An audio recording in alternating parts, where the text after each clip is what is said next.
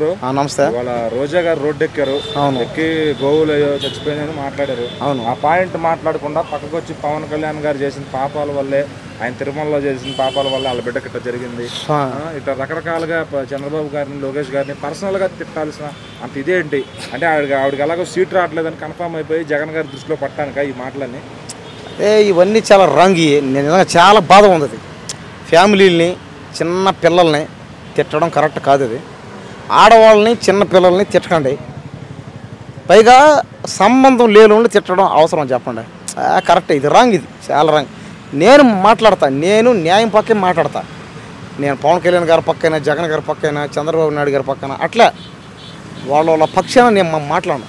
నేను న్యాయం ఏ పక్క ఉంటే ఆ పక్కే మాట్లాడతా. కానీ ఇది మాత్రం చాలా రాంగ్ ఉంది. చూసేలే, చాలా దారుణం మాటలు నిజంగా. ఇలాంటి వాళ్ళు ఖచ్చితంగా జైలు పెట్టాలి, శిక్షించాలి. ఇలా చేస్తే మాత్రం ఏంది ఆ మాటలు అనవసరం కదయ్యా.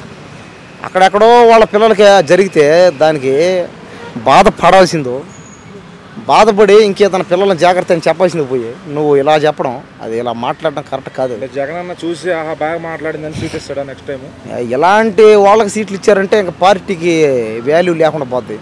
ఆ పార్టీకి కూడా పరువు పోద్ది అనమాట. ఇలాంటి వాళ్ళు కనిస్తే టికెట్ ఈ మాదిరి బూతులు మాట్లాడి, చిన్నపిల్లల్ని మాట్లాడి, అనవసరం విషయాలకి సంబంధం లేకుండా, దేని సంబంధం లేకుండా మాట్లాడితే పార్టీ పరువు కూడా పోద్ది. ఇలాంటి వాళ్ళకి ఇవ్వకూడదు ఎవరు కూడా. పవన్ కళ్యాణ్ ఆయన భజన చేసేది ఎందుకు రోడ్డు మీదకి వచ్చి అని చేసుకుంటుంది. అది బాగా చేసుకొని ఆ బాధ ఉంది. గెలవాలని కరెక్టే. ఆమె ఓడిపోయిందంటే చేతకాకి అంతే కదా.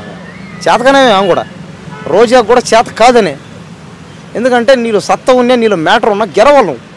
నువ్వు గెలగలేకపోతున్నావు అంటే ఏమని అర్థం? ఇంతే, నీ వల్ల కాదు, నువ్వు మానేయాల్సింది అంతే ఆ ఫీల్డ్.